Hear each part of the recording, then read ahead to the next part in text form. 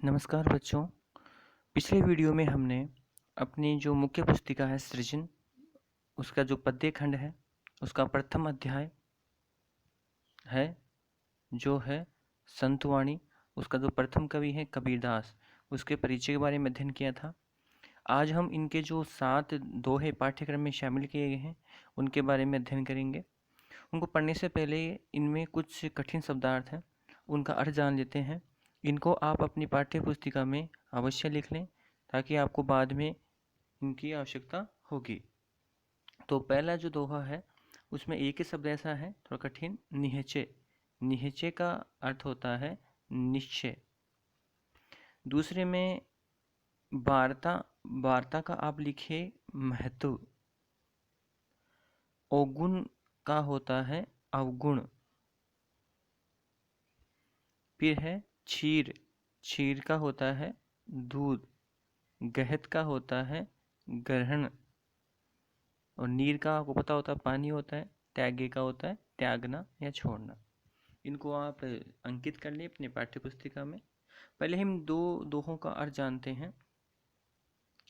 तो पहला है त्याग तो ऐसा कीजिए सब कुछ एक ही बार, सब प्रभु का मेरा नहीं निहचे किया विचार। तो कबीरदास के बारे में हमने पढ़ा था कि कबीरदास जी एक निर्गुण कवि परंपरा के कवि हुए हैं।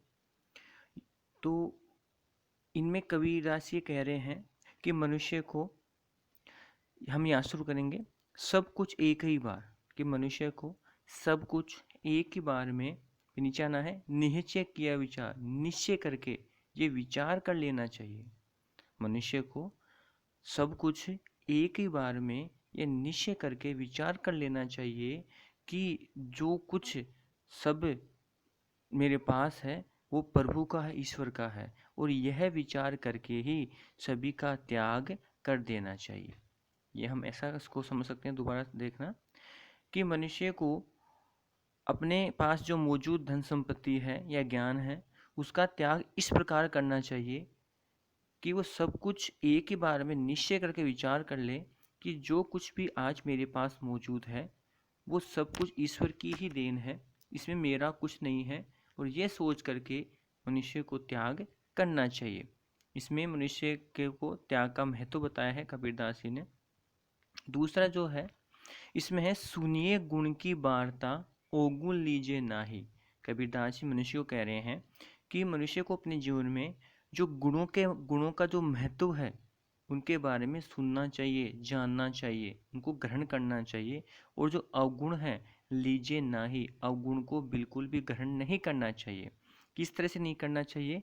जिस प्रकार से हंस जो होता है, हंस का नाम पहले भी पढ़ा है, क्षीर को गहत है। अगर ऐसा कहा जाता है, वास्तव में है या नहीं तो पता नहीं है, कि हंस को दूध और पानी मिश्रित जो द्रव्य है दे दिया जाए किसी पात्र में, तो उनमें इतनी मतलब काबिलियत होती है कि वो दूध को तो ग्रहण कर लेता है और पानी को त्याग देता है या छोड़ देता है।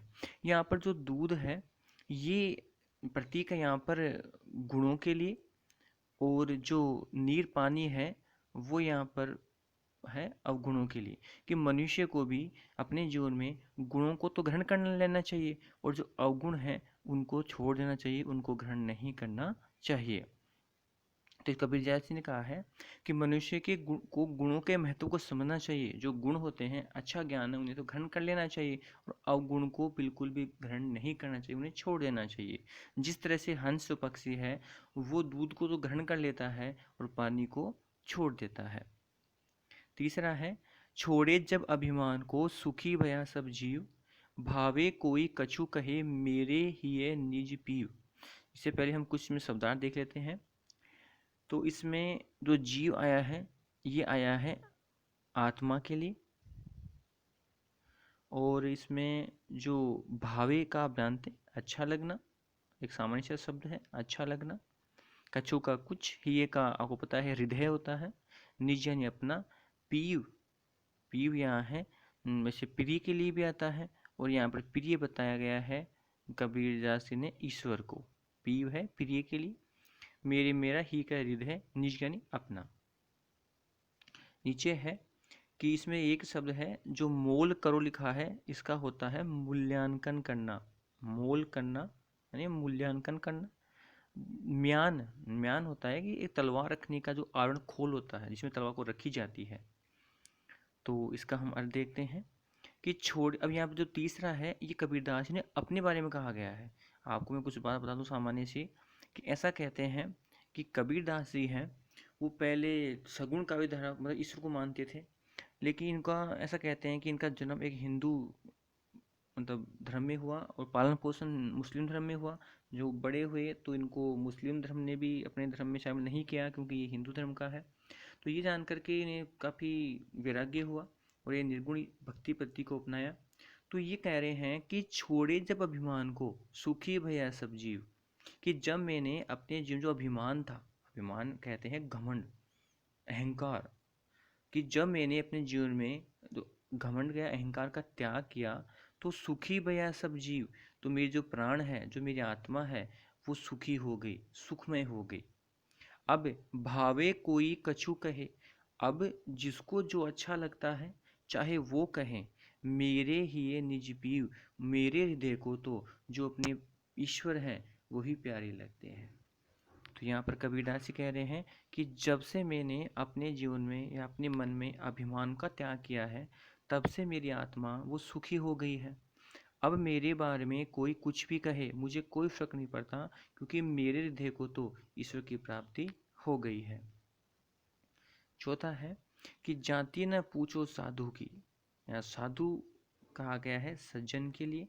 सज्जन को यह मान सकते हैं गुणवान के लिए, कि जो व्यक्ति गुणवान है चाहे वो किसी भी जाति का हो उस पर ध्यान नहीं देना चाहिए, बल्कि उसमें मौजूद ज्ञान के आधार पर ये निर्णय करना चाहिए कि उसका पद क्या है, उसको सम्मान कितना देना है।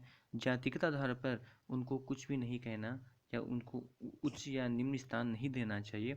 जिस तरह से मोल करो तलवार का, अगर तलवार खरीदनी होती है तो तलवार की धार, उनकी जो गुण हैं उनको देखना चाहिए। पड़ा रहन दो म्यान, जिस म्यान में रखी जाएगी अगर म्यान की सुंदरता को देखी जाए, उनके म्यान को देखकर तलवार खरीदी जाए तो उसका कोई महत्व नहीं है, क्योंकि युद्ध के दौरान तलवार काम में आती है न कि म्यान। तो यहाँ पर महत्व म्यान का नहीं होता है तलवार खरीदते समय, तलवार का होता है कि वो किस तरह की है, कितनी अच्छी है, कितनी धारदार है, बल्कि म्यान का कोई महत्व नहीं होता है। उसी तरह से अगर कोई व्यक्ति जो सज्जन है साधु है वो कैसा है इसका निर्णय हमें उसमें मौजूद ज्ञान के आधार पर करना चाहिए, न कि उसकी जाति के आधार पर। तो ये जो हमने चार जो दोहे पढ़े हैं, आगे है कि संगत कीजिए साधु की। सबसे पहले हम इनके शब्दार्थ लिख लेते हैं तीनों के। तो यहाँ पर साधु हम पढ़ चुके हैं सज्जन के लिए है। निष्फल का हम यहाँ पर मान सकते हैं व्यर्थ। और पारस का आपने सुना एक पत्थर होता है ऐसा मानते हैं जिसका लोहे से प्रस कराते हैं, प्रस बोलते हैं स्पर्श। तो कंचन बोलते हैं सोना, ये नींद वाला नहीं है, ये गोल्ड है सोना।